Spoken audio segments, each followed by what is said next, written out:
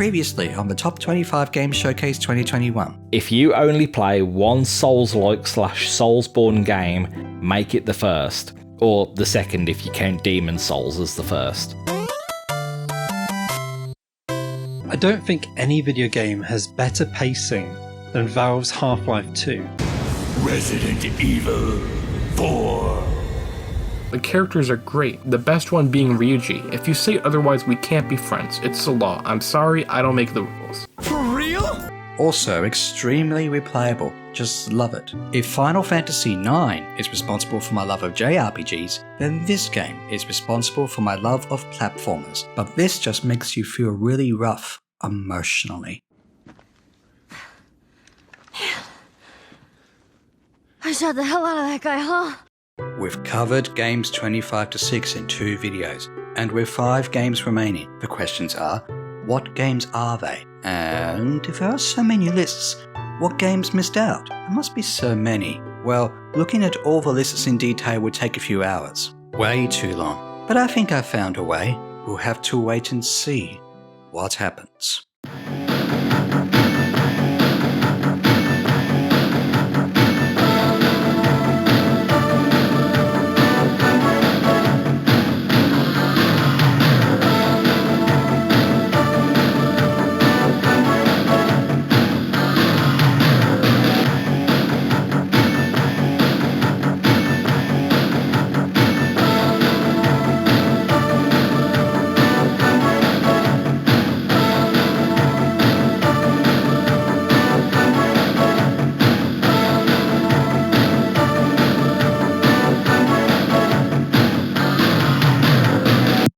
Viddy of ViddyOGameForFun here. Hello, and let's bring on the conclusion to the Top 25 Games Showcase 2021. After the enjoyable premiere live chat and comments from last episode, I hope we haven't lost sleep trying to figure out what games got the positions from 5 to 1. I can't help thinking that after the games are revealed, some people may reconsider their lists.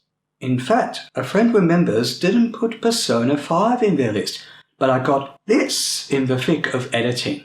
If you ask me to put money down on a game that's going to be on the list that I haven't put in, Persona 5. Maybe I should have put Persona 5 down. It's brilliant, but I haven't had enough time to digest what I really think about it. But I bet someone's put it on the list. There is something special that has to be said about the game at number 5. As you may know or remember, this showcase is a spiritual successor to the games lists my friends and family did from 2003 to 2008. There was one game that was a constant. Maybe it got repetitive after a while, but it's that good of a game and a sequel done right.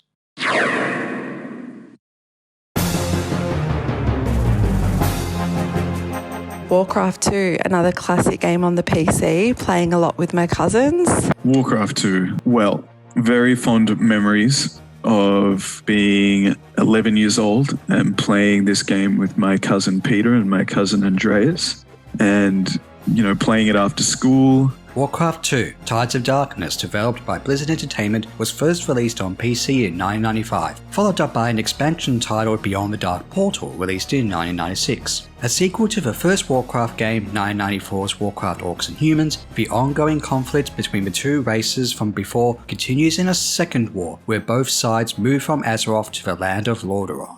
This story as told in the manual and mission briefings, backed up by simple yet nice visuals and sound and music, could be considered somewhat second fiddle to the great gameplay, as initially noted in Cat Food's comment, where it is his tier 1 game. Clearly number 1, great gameplay with capacity to refine strategy to max the effectiveness of attack. Also now very nostalgic as an early game which has not lost its appeal. Huge escapism in the campaigns, multiplayer even better.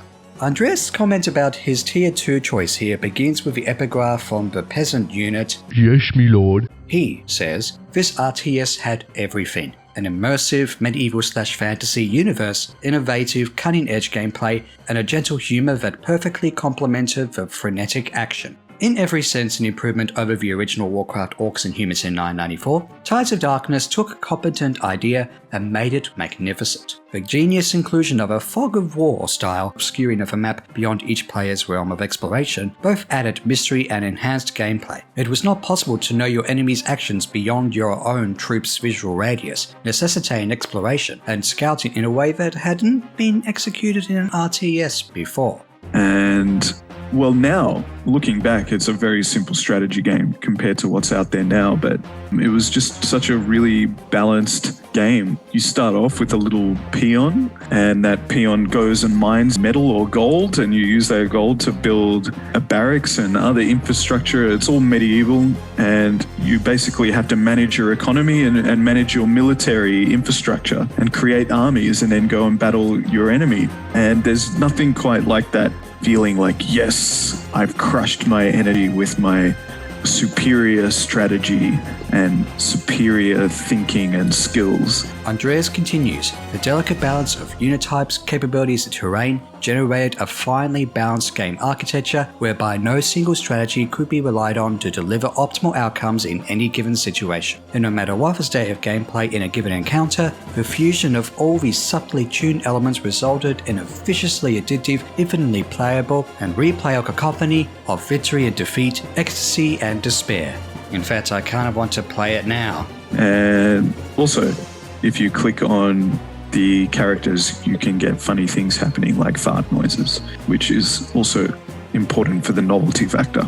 The little seals crawling around, and I remember you could actually kill the seals, which wasn't very nice, but we probably did it anyway. In conclusion, Cat Food says Tides of Darkness remains the best, and I did not get excited about the later developments. It's an oldie but goldie.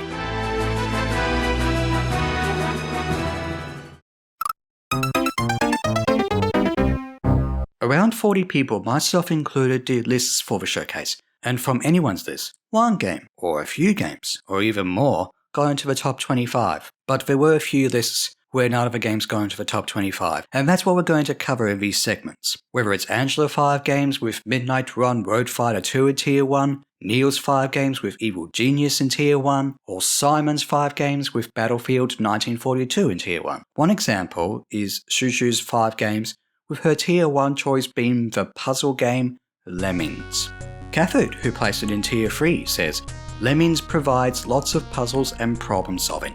So, lots and lots of hours pending building up to impossible challenges. Cute too. But what is noteworthy is Shushu's overarching statement about her list.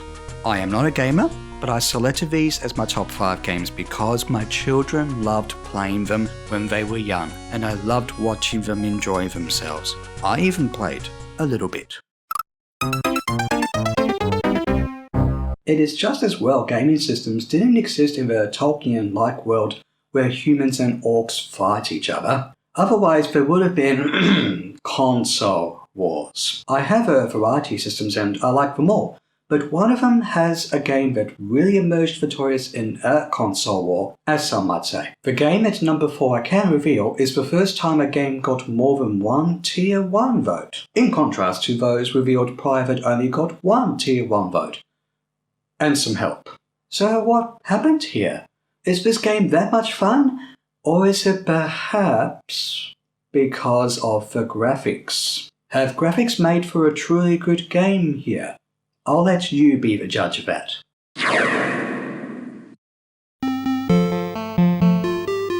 And number 1, of course, Donkey Kong Country.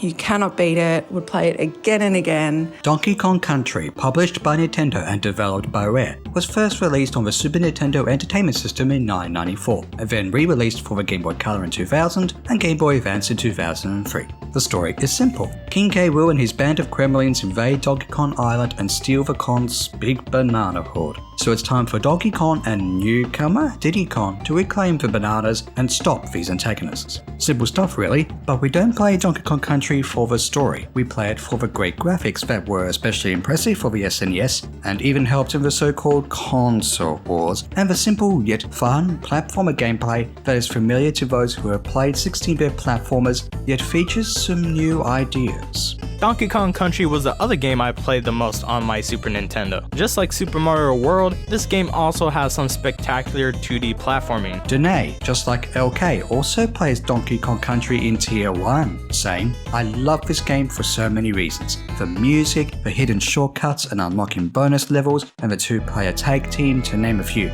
Oh wait, Danae mentioned the music. Well, of course, it's great.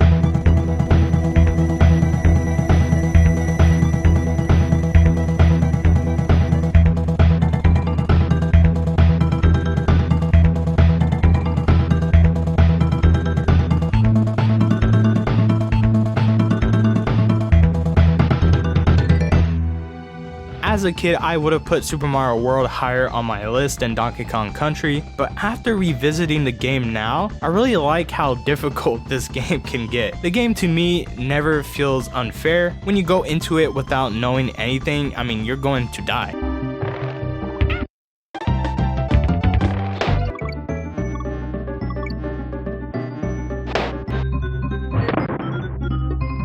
Takes a good amount of skill and time to keep trying to successfully beat the game and try to get all the Kong letters. And to me, that's what makes this a great game. This goes to show that Donkey Kong Country has really fun and addictive gameplay behind the really fancy graphics. The game's success led to more sequels, including 2 more on the Super Nintendo, and if a game's inclusion at the number 4 spot in the showcase is any indication, people still play this game even today. In fact, the end of Danae's explanation reads, "It's one of those games that is always fun no matter how many years pass." I would have to say my favourite level is the minecart one. It was definitely lots of fun and it took me a lot of turns to actually beat that level, so it's a very fond game for me.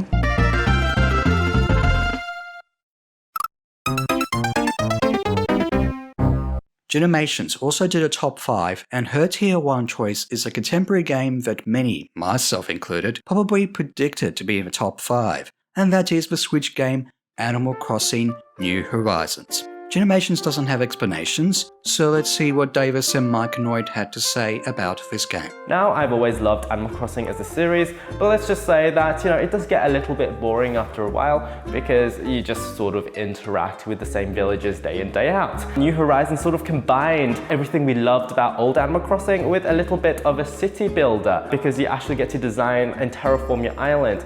And while it is a little bit tedious, it's actually incredibly fun and allows you to be really creative. When it came out, I played it obsessively with my friends as well, and we just loved visiting each other's creations, and it was really a fantastic time. Animal Crossing New Horizons couldn't have came at a better time, and boy did I put a good amount of hours in this game. I'll admit this was my first Animal Crossing game, so I can't really compare it to the other games in the series, but I'm confident to say that there was a good amount of content to enjoy. Foraging fruit, rocks, and sticks, digging up fossils, fishing, catching bugs, decorating your island and house, inviting villagers, paying off debt. I absolutely loved what was offered to us day one, and I had fun with the free updates that Animal Crossing New Horizons got over time. I think this is a must-own game for any Switch user. Puppy Power! Charlie's favorite games. Charlie also chose A Dog's Life, the Overcooked games. Okay, this list is clearly made up of dog-themed and food-themed games. But yesterday, or was it today? Time travel is odd. Was Charlie's birthday. He is 1 year old. Is he no longer a puppy? No puppy power? Okay, everyone say happy birthday to Charlie.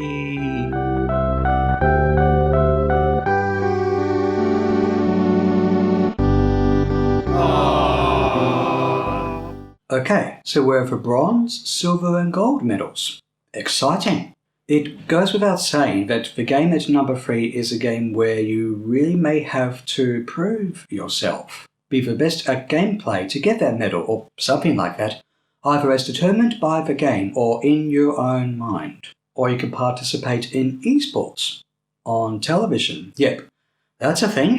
Or just ignore that, play with a good story or in online multiplayer. I will admit I didn't get this game at first when I was younger, then I got addicted to it. Here's the game at number 3.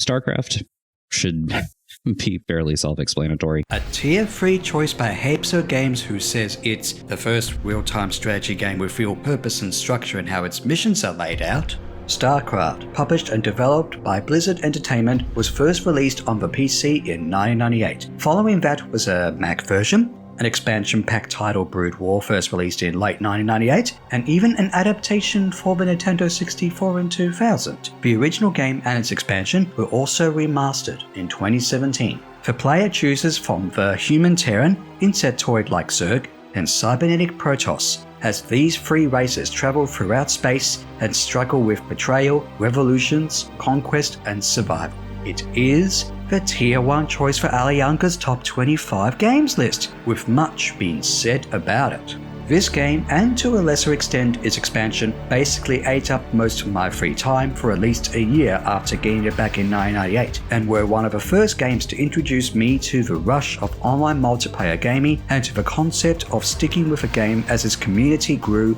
and the gameplay changed a bit with each released patch. While I have played several RTS games prior, such as Dune 2, Command & Conquer, Red Alert, and Warcraft 2, all great games at the time, mind you, StarCraft easily trounced them all in most ways. StarCraft is one of the things that really defined real-time strat, along with, of course, the Warcraft series, but StarCraft I particularly loved, even though it was a blatant Warhammer 40k ripoff. StarCraft is certainly similar to other games, as noted by Catfood, with the inclusion of this game in Tier 2, stating, StarCraft has superior production and scope than Warcraft, but does get the same wow factor that Warcraft 1 and 2 provided. Still the go-to game for real-time strategy. They made a lot of fun characters, they were a lot of fun to get to know, they were a lot of fun to see how they interacted with everything that happens during the events of the game. Hapso Games also says it has a genuinely interesting story not witnessed before in an RTS, with real genuine heart and emotion. For me, it's still the pinnacle of RTS design and has yet to be matched. A space opera of epic proportions. Behold the power of that which is yet unborn. I saved your butt plenty of times. Jimmy, drop the knight in shiny armor routine. That suits you sometimes. Just not now. I don't need to be rescued. Executor, I am Artanis. Though I have only recently been appointed Praetor, you can trust that I will uphold the honor and traditions of the Templar. Continuing with Ali Unger's comment, here you've got 3 very different but still well-balanced factions, each with their own detailed backstory, one lengthy and well-presented campaign per faction, fully voice-acted I believe, that tied into an overarching story of intergalactic conflict, and some nice improvements to the controls and interface such as building queues and rally points, as well as a resolution boost. It also had one of the best player-made multiplayer scenes, I think, of any game that's ever come out. So many creative maps were made for StarCraft multiplayer.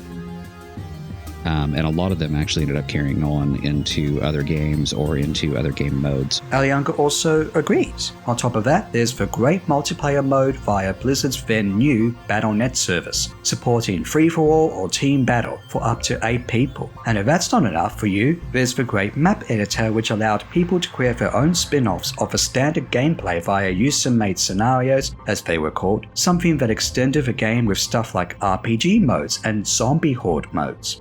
Also, Hapso Games says, the first time that no matter how well you build your defense, the Zerg can always overrun you. This design concept would lead to such games like tower defense, etc. in years to follow. And finally, Alianga says, of course the base game with all of its nuances and depth was more than enough for me, and with a continued developer support, the game soon became and still is one of the best balanced and plain fun RTS games out there.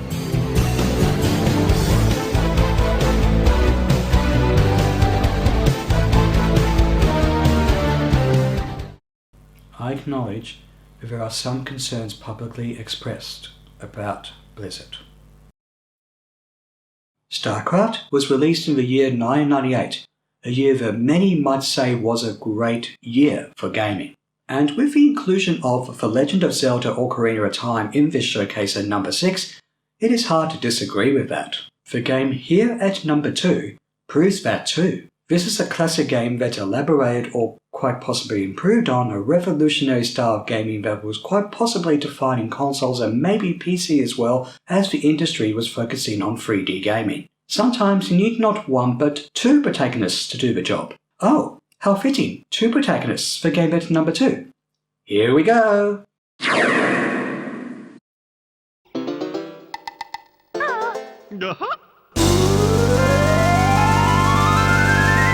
The Tier 1 choice for the Nintendo reviewer, the game of his childhood, Banjo-Kazooie, published by Nintendo and developed by Rare, was first released on the Nintendo 64 in 1998. It has since been remastered for the Xbox 360 in 2008 and included in the Rare Replay compilation on Xbox One in 2015. I'm sure most people have this dilemma, but when coming up with my number 2 and number 1 slots, it was very difficult, but especially for the number 2 slot, and that was Banjo-Kazooie. Banjo-Kazooie is a game that I've spent countless hours, probably even months worth of time, just enjoying the world. I play it every year, 100% through, just for fun. Banjo-Kazooie, I think, is one of my favorite 3D platformers ever. The game's premise is, as the Nintendo reviewer describes, a grand adventure playing as an all-around good guy bear and his hilarious, sarcastic bird partner to save Tooty from a clear evil witch. It's an incredible 3D platformer where you play as a bear and a bird versus Gruntilda, an evil witch. The story's completely absurd, but that's not why you play it.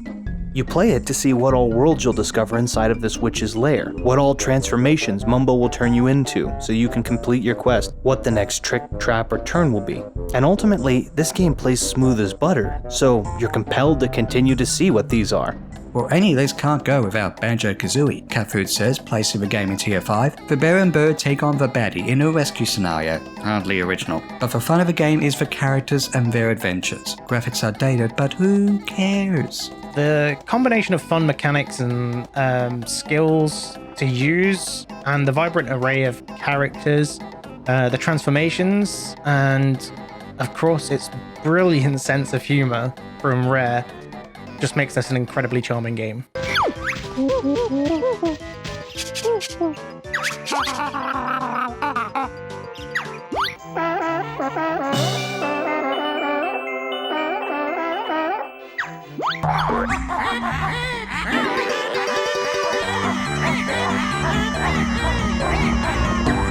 The Nintendo reviewer adds to this, the game is full of charm with quirky characters and memorable music.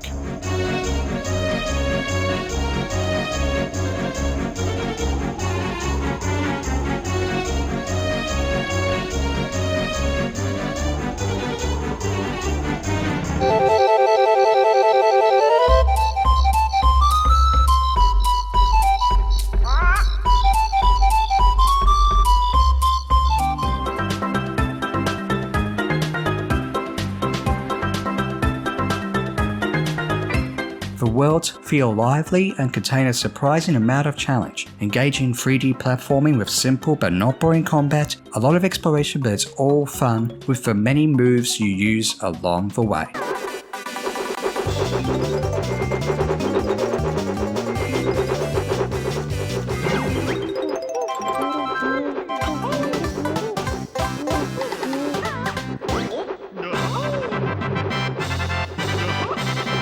It is the most impressive Nintendo 64 game I think that has ever been published. An impressive Nintendo 64 game indeed, but if only it would be ported to the Switch, the Nintendo reviewer says at the end. Yep. Also, I hope Nintendo Down Under won't mind me saying this, but I didn't get any explanations for his games in time. He did, however, place Banjo-Kazooie in Tier 1 also, hoping that Banjo-Kazooie would be up there. Well, it is. It is. It is a terrific game.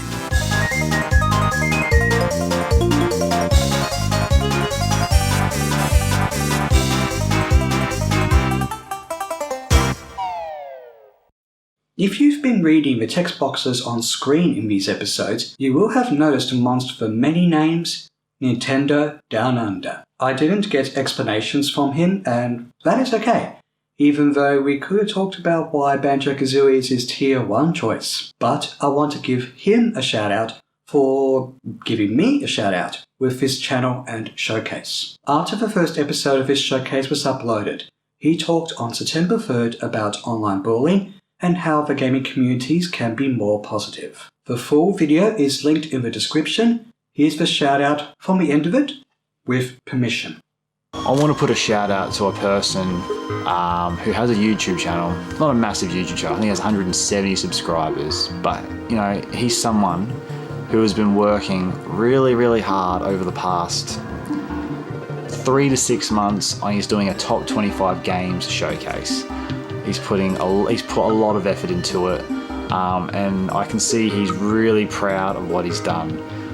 He put his first video out of his showcase where he's interacted with other Instagram followers, family, YouTubers, people in his community. He's got their list, he's got people do overviews, descriptions, videos. He's put it all together and he's wanted to make some special video for everyone to watch. And I'm assuming this person, I don't know what he does for his routine, but when he's finished doing his work or whatever he does, he comes home in his spare time, he's putting this video together. And is this video going to go viral and make millions of views? Potentially, probably not. Is it going to make him thousands of dollars? Probably not. But he's doing it because he loves what he's doing. And yeah, so if any of you guys have the time, I'll put the description down below. ViddyOGameForFun, I can't remember, I'm so sorry, but I'll put the description down below. Yeah, and just want to give him a bit of a pump up, bit of a shout out. You've done a really good job, mate. Looking forward to the rest of your showcase. And yeah, awesome work. Thank you so much, Nintendo Down Under, and to everyone who's participated in the showcase. So, what's the top favourite game of all time? Well, in this showcase, this game was, of course, not on everyone's lists. However, what makes me really happy to see is that this was chosen by a mixture of people, not just for family friends, not just for YouTubers, not just for Twitch streamers. From the very beginning, I did not expect this game to get number 1. This game won over Banjo-Kazooie and Donkey Kong Country, or even Ocarina of Time and Final Fantasy VII. It got no Tier 1 votes. What?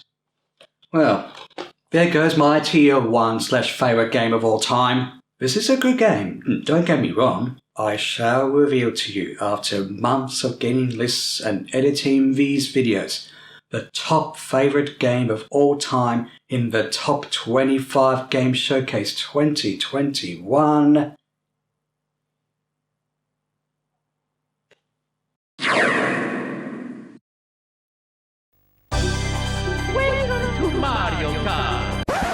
Just a disclaimer that I do like Super Mario Kart for the Super Nintendo just as much as Mario Kart 64. I would even say that the Super Nintendo is the better game.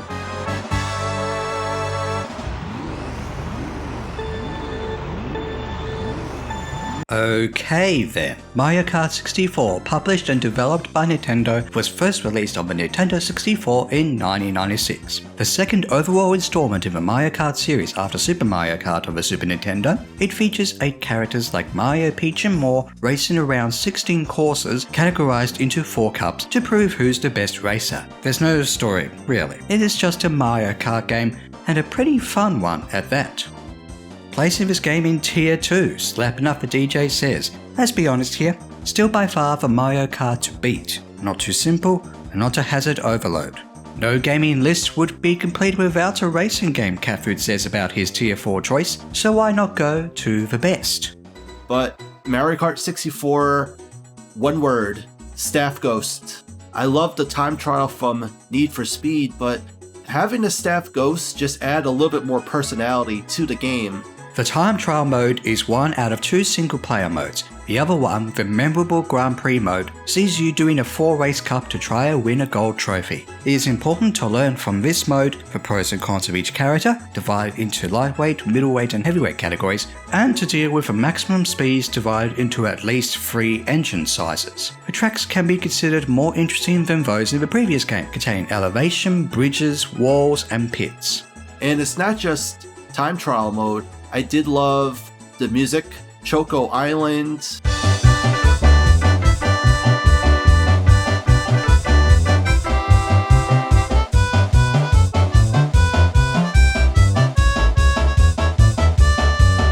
Moo Moo Farm.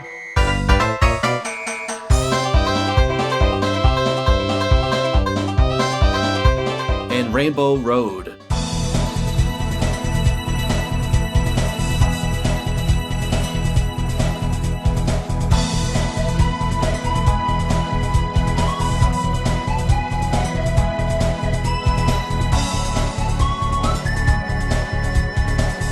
Rainbow Road was very notorious for being very long track, but it was also very famous that it had that shortcut, which was pretty cool. And that's the thing about Mario Kart 64 was that whole lore that you had to find these shortcuts. Some of them you had to use a mushroom to find out.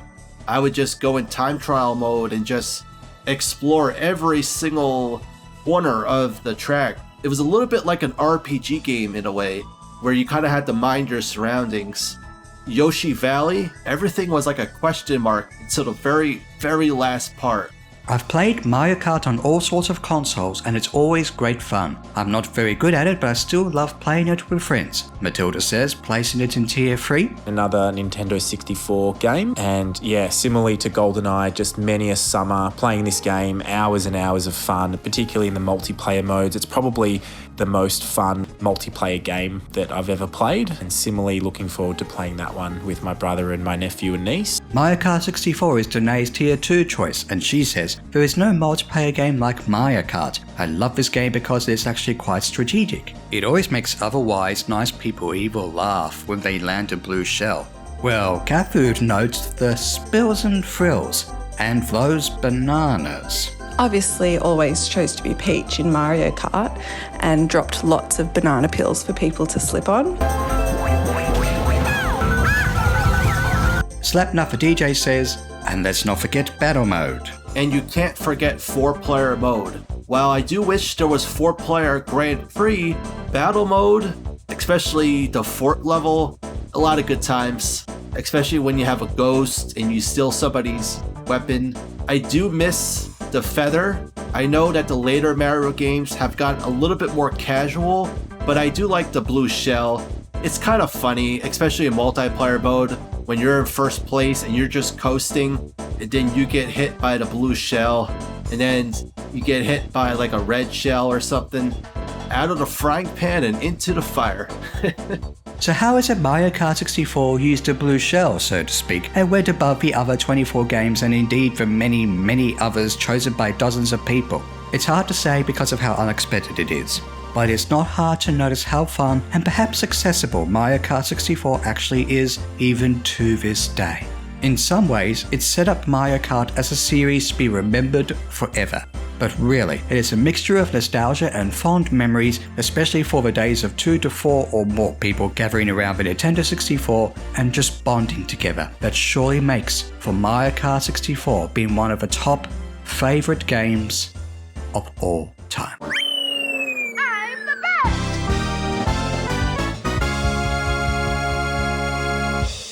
Well, it's just about over. I almost cannot believe it. The many months of working on this project over in a few weeks. It's like cooking a lovely meal, only for it to be eaten in a few minutes. Hope you enjoyed and can't wait for the next top games. I'm not sure about that, LK. When we did the lists in 2003 from 2008, it was easily done in the written form for once a year. But we'll see, because this was a big project that took a lot of effort and time to do. And for this big project, I want to thank you all so much for your contributions and watching and sharing this showcase. Thank you. I wanted to say that before the lengthy ending to this episode. Showing all the lists with all the explanations backed up by music as chosen by most of you would last for a few hours. So in the next few days, that'll be up on Video Games for Fun with minimal effort and editing. We'll just show the 25 games and the runner-ups and the names of the games and what tiers they're in everyone's lists. And there'll be mostly tier 1 explanations while this is happening. During this ending, let's prepare to have a discussion. What do you think of the games chosen? What games do you think should have got in? And if you did a list now, whether you participate or not, what games would you have chosen or changed around? So, have a good day or night or whatever it is. And, of course, we're not perfect. Insert bloopers and edit credits here for now. See you around. Action. When we said action, we didn't mean you. Stomach grumbler. After the first case. Is the first time a gate. Yes, top 10 video gates. In my friend and fem. No.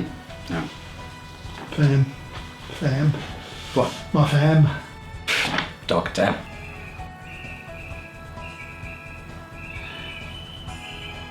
Time of day. Yeah. There's nothing quite like I'm not sure I understand. Okay. In regards to consoles and the time spent on solo and multiplayer. Or was it spent time in? Right, it's good to get it right. It's good to get it right. Yeah. I hate motorcycles. Sorry? I hate motorcycles. Slim Kirby, hello. Birds. For bird is the word. Sorry. As many favourite gaming IPs as possible. I think the helicopter scared the birds off. Okay, well, no, don't stop it.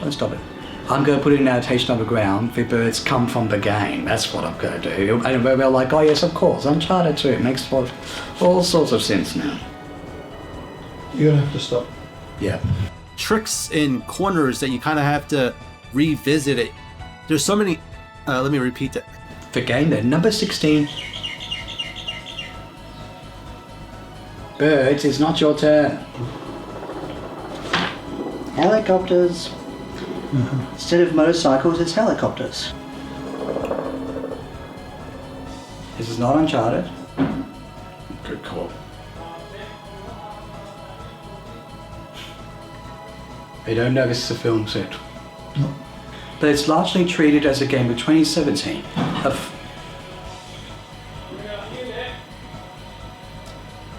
Yep, you can play Zelda as well. That's a very good idea. Okay, hi Viddy. Okay, let's go through my list, I suppose, starting from the bottom. What? Who are you? Oh. Hi Viddy, I'm Dennis. Do not talk to video, talk to his audience. Hello, I'm Dennis. Anything else to say of the Dave and Dennis show? Hello, I'm Dennis, and these are my favorite games. Hi, I'm Dennis. This... No dogs. Charlie. It's Charlie. Charlie telling everyone to be quiet. Puppy power, get the people on set quiet. The tier 1 choice for Joker is Persona 3, with the explanation being Persona 3 or Shin Megami Tensei Persona 3, because the game was released when the Persona series was still just a spin-off of Shin Megami Tensei, is the 4th entry in a mediocre, at that time, series developed by Atlus for the PlayStation 2. It's the number 1 game on my list, and for multiple reasons. I will try to make sure I am fair, and I am not biased with that. Being said, here is both the why I like it but the problems the game has. Persona 3, unlike Persona 2 and 1, implemented a social simulator where you can make bonds, so the game was built around that, and it's actually really good. But when they nailed the characters and the new social links, they ruined the battle mechanics, as you can no longer control your party. I know it's because of the theme, but it was a terrible choice. Also, having only one dungeon was not the best idea, as it could get boring really fast, especially when the only difference between stop points is a different color panel. The story is my favorite aspect of Persona 3 as it's pretty heavy and depressing since it's based around the acceptance of death and the meaning of life as well as living your life to the fullest. The social links complement that, especially the Sun social link, the best social link in all games. I think this game is my favorite because as much as I joke about strategy guides, I actually created my own strategy guide or maps for Zelda 1, aka The Legend of Zelda. And the cryptic nature was definitely legendary with this game, especially the second quest, where things just get a little bit weird. You're telling me that you can go through walls? And you're also telling me just to find this one dungeon entrance, I have to burn every bush with the blue candle. Any game can't hold a candle to that. And what's ironic, you use the blue candle, which you can only use one fire per screen. And what do you get in the dungeon? You get the red candle, where you could burn everything in the same screen. It's like, what's the point of getting the red candle then? It's like the game is kind of like making fun of you. Those old men quotes, very cryptic half the time. 10th enemy has the bomb. We had no idea what the heck that was about. Now we kind of know what that means. Bomb droppings. And bomb droppings are a big thing in Zelda 1. I remember being so frustrated just being stuck in a dungeon and being like, oh, I ran out of bombs. Let's leave the dungeon and come back. It seems like I'm nitpicking or griping this game, but that just shows you how much I love this game. There's so much to talk about it. But I'm just mentioning the funny, frustrating parts because that's what I remember most about this game. Spending hours and hours and hours and hours just figuring out all the dungeon locations in both quests and just saying to myself, don't use a strategy guide. Don't use a strategy guide. You, the player, are a strategy guide. I feel kind of bad not saying any more puns about this game, but I guess that's a wrap. No pun to the mummies in Zelda 1? Forced pun.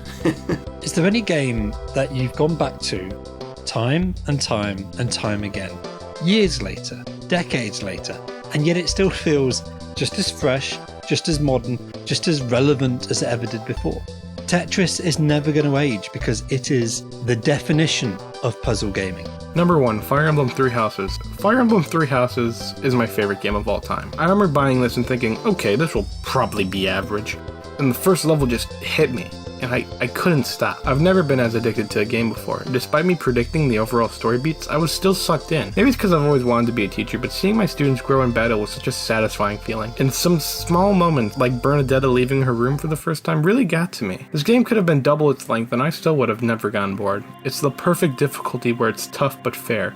The soundtrack has so many bangers that it's crazy that this tiny cartridge can contain them all. Believe me, I could go on for so long about how much I love this game. However, I do plan on making a video on it for my channel, so if you're interested in that, please subscribe. Bro, there's a reason why Fire Emblem Three Houses won the Player's Choice Award at the Game Awards in 2019. Fire Emblem returned to a home console after being on the 3DS, and you can see the difference in quality. Three Houses features even more voice acting, the ability to assign any battle classes to your characters. It got rid of the weapons triangle and the ability to rewind time to make the game easier for beginners, and a story that branches into different paths depending on which house you choose to teach at the beginning of the game. Do I even need to mention the music in this game? It's delightful, and you're still able to be in a romantic relationship with one of the characters. Easily a 10 out of 10. This game was absolutely no problem for me to place at my number 1 slot, and I do it for a couple of reasons. Star Wars Knights of the Old Republic is a phenomenal story RPG. You play as a character who can become essentially anyone. Jedi, a Sith, a bounty hunter, but this game also has a great amount of sentimental value to me. At a very pivotal point in my life, I found out that I had a medical condition. Nothing too serious necessarily, but definitely life-altering. I spent a lot of time in the hospital, and this game stayed with me. They brought an Xbox in, allowed me to bring my own copy and play. And I played through the game like crazy, trying to find every side quest, every special character interaction, every secret it had. And sometimes just lay there listening to the beautiful music by Jeremy Soule, music of Tatooine's vast sand dunes, and Manon's wonderful water world. It's a game that may not mean the same to you as it did to me, but it's still a phenomenal game. And it's one that every person that I know has been recommended by me. And I'm doing the same here. Star Wars Knights of the Old Republic. It is some of BioWare's best work. It's one of the few Star Wars video games that is start to finish excellent. Even though I really hate one of the characters in it, the story as a whole is great. There's really nothing to fault in it. They made great world building with it. They actually set out a lot of the stuff that I feel like the other media franchises for Star Wars could have pulled in and used very effectively. And I'm still hoping, especially with all the TV series that are coming out, that at some point they actually pull in the KOTOR storyline. The tier 1 choice for Gemry is Psychonauts, with the explanation being, my favourite game is Psychonauts. The game is heaps funny if you ask me. Heck, there's even a meat circus in there. What's not to love? Holly Plays also says about Psychonauts, this is one of those games that even 15 years later still stands out, still stands the test of time, and still feels unique, and is truly one of those games that I feel everyone should experience once. It is hard to explain what makes this game feel so unique and fresh without spoiling plot and gameplay elements. Each world is unique in presentation, and the in-game mechanics and the topics tackled in the game are serious but dealt with in a fun and light-hearted way without diminishing the severity, which in itself is an accomplishment. The tier 1 choice for Slapnut the DJ is The Seventh Guest, with the explanation being, classic puzzle game with a horror theme. Definitely don't make them like this anymore. Would love to replay this again. The tier 1 choice for Holly Plays is Final Fantasy IX, with the explanation being, I had a long time out of gaming or only playing very basic or generic games. I got lent this by a friend when I was 16, so I was very late to the party. This was my first ever Final Fantasy, my first big JRPG, and it blew me away. I was hooked and stayed up day and night playing, exploring the world of Gaia, and just absorbing everything this game had to offer. The characters, the world, the music, the story just clicked with me from the get-go and every moment throughout. Graphically, the cutscenes amazed me back on the PS1. I just couldn't get enough. This is the game that truly got me back into gaming and into the JRPG genre itself, so it played a big part in who I am today in a way. I have revisited this game many times over the years and it still holds up as my favourite each and every time. Final Fantasy IX is beautiful, just absolutely beautiful in so many ways. The return to high fantasy for the series after 7 and 8 was great and brought with it one of my favourite video game stories of all time. I love the characters and the bonds they form. The soundtrack by Nobuo Uematsu complements every story beat absolutely perfectly. The game is excellent, and they also contain my favorite iterations of Moogle, which are kind of a big deal to me. This game feels as magical to me today as it did all those years ago, and no matter how many times I play it, that still holds. The tier 1 choice for Hebso games is Half-Life, with the explanation being, the game that really blew me away. I specifically remember playing the demo first called Half-Life Uplink, and I honestly had never experienced anything ever like it. Nothing could compare to the realism and genuine atmosphere it brought to the FPS genre, far outpassing anything I had played previously. That demo was an incredible showcase for what was to be Valve, the company and the powerhouse they are today. I played that demo first time on a Pentium 200MX with 32 megabytes of RAM on a Windows 95 machine and played at 400 by 300 resolution at around 15 frames per second. I didn't care. It was glorious. I saved money for weeks and finally upgraded the PC with a graphics card and purchased the full game with it. I played nothing else for a straight year. Half-Life was also the first game to introduce me to custom levels via PC Gamer magazine at the time, and also my first real large-scale introduction to online multiplayer via Counter-Strike, the mod before it became famous as it is now. These are memories I won't ever forget, the real king of first-person shooters for me. A bit of an obvious choice for story and world building, Half-Life. Now, while Half-Life is an action game first and foremost, it was also one of the first, and some might argue still one of the best, examples of environmental storytelling, because as fantastical as things get, there's always a sense of grounding and logic. If you want a bit more detail on this, I have done a review which I highly recommend you check out. S-Rank, straight up EverQuest. It is a game that launched back in 1999, and it has probably had the most impact on the MMO industry of any game that has been made. World of Warcraft took heavy inspiration from it. Final Fantasy XIV took heavy inspiration for it. Pretty much everything after EverQuest took heavy inspiration for it. It was the first thing that truly brought us into it, an actual like 3D world. Meridian 59 predated it as far as 3D MMOs. But even that didn't really do it to the same degree, right? It introduced corpse run mechanics, the kind of party system that we're used to now. Pretty much everything you can think of from a modern MMO came from EverQuest one way or another. So for that, it is still straight up S tier. That is one game that still has the ability to destroy my life in free time if I let it. The tier 1 choice for Trash Bandicoot is Subnautica, with the explanation being one of the only games I've completed more than once, and I keep going back to it. I love this game to death. The music, the visuals, the atmosphere, the story, the sense of wonder and dread you feel in equal measure the whole way through the game. I feel it all as strongly when I start a new playthrough as when I first played it. My favorite game of all time is Gran Turismo 4. By the time Gran Turismo 4 came out, oh my god, Polyphony, who creates the game, knew they were the best racing game developer in the world, and it showed. They were so confident. Like, just watch the intro movie. You've got this gorgeous orchestral rendition of their theme song, Moon Over Castle, and then and the intro movie is just so stunning, and you can feel there's so much history behind it. And then you've got the rock song that plays afterwards. One of the options in the US market was Van Halen, and that's one of my favorite songs of all time. This game came out in 2004 and it was just so much better than anyone else. I mean, it had 700 cars, 50 tracks, the physics. I played it quite recently with a steering wheel and it still feels almost up to date. And this is a 17-year-old game and it still feels really good. And the career mode, which lasts for like hundreds and hundreds and hundreds of hours, is still so much fun, and it is the best career mode in any racing game to this date. The graphics still hold up despite being a PlayStation 2 game. It's just one of probably the best game ever made, and I don't think anyone can top it. And Gran Turismo 4 is, again, my favorite incarnation of a very, very famous series. While we could say Gran Turismo 5 and Gran Turismo Sport are arguably perhaps better games, they don't quite have the scale or the grandeur of that Gran Turismo 4 presented.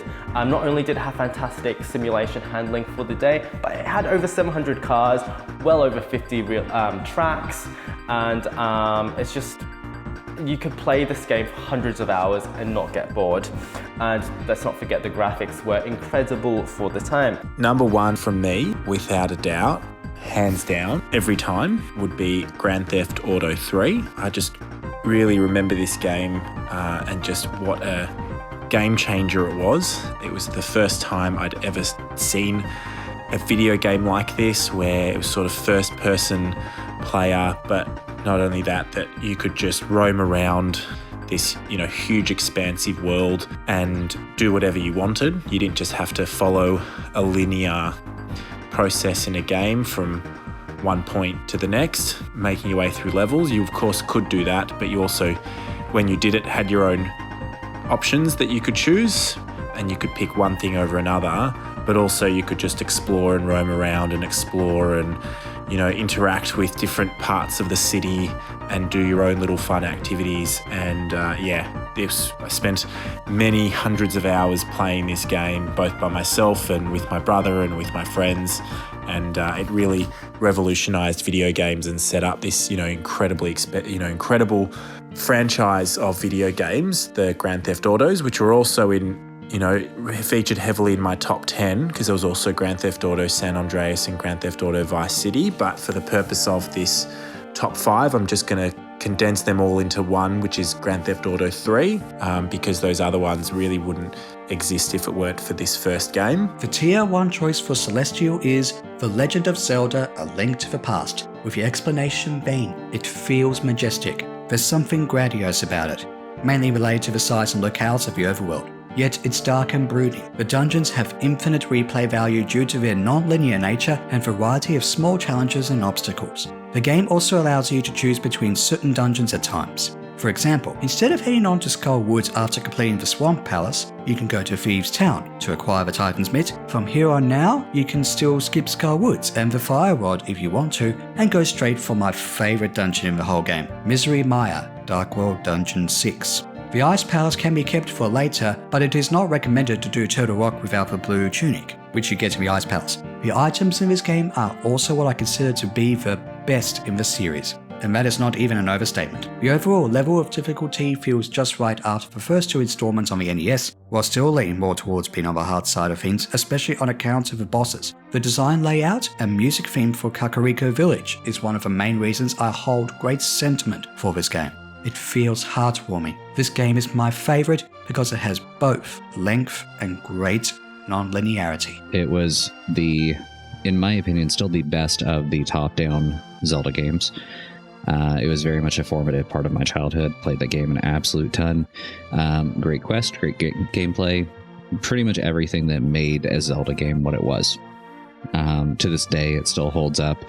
It's used for speedrunning. It's used for general entertainment. There's randomizers out there. There's crossovers with Super Metroid, which is also on the tier list later. Just overall, an absolutely fantastic game for Nintendo. With Half-Life Alyx, I only played it for 3 hours, and I feel like I could talk about it for 3 hours because the experience was so rich and so immersive. But I don't want to go on about it for too long, so all I'm going to say is play it, and you will see why.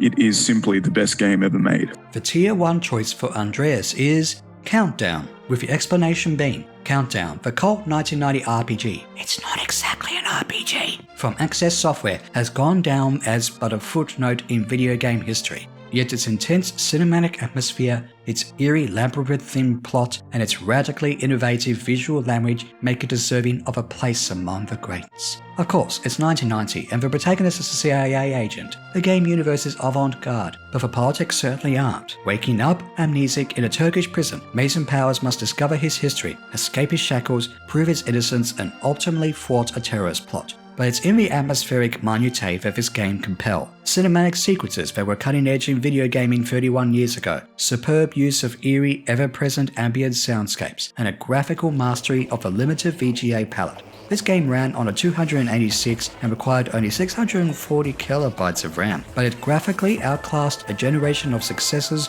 through its clever economy of design. And sure, the concept was ultimately a little overblown, the gameplay somewhat tedious, but for its time, and for some time later, the sheer atmosphere of this gem remained unmatched. Caffood also says about Countdown, obscure adventure game in the early days of DOS. Mind-blowing graphics after the old text-based games, funny with great cutaway scenes. Get Scorpio. Good gameplay, though it took ages, and some help, to get out of the asylum. The tier 1 choice for Zach is Halo 2. The explanation for it being, although Halo Combat Involved was my first experience of playing through a full campaign, Halo 2 was my first taste of online multiplayer. This, coupled with the incredible campaign, left a mark on me that I still feel to this day. I have recently enjoyed a return to Halo 2 in preparation for the release of Halo Infinite, which is shaping up to be a promising chapter in the Halo franchise. It's probably no surprise to find a first-person shooter inside of a top 25's list. It's probably even less of a surprise that that first-person shooter is a Halo game. But for me, that game is Halo 2. I absolutely enjoyed the entirety of Halo 2, the dual wielding, the vehicles, the online play. And it was the first one I played online with other people, and even got it to compete in. Halo 2 forever will be my favorite in the installment, no matter how many come out.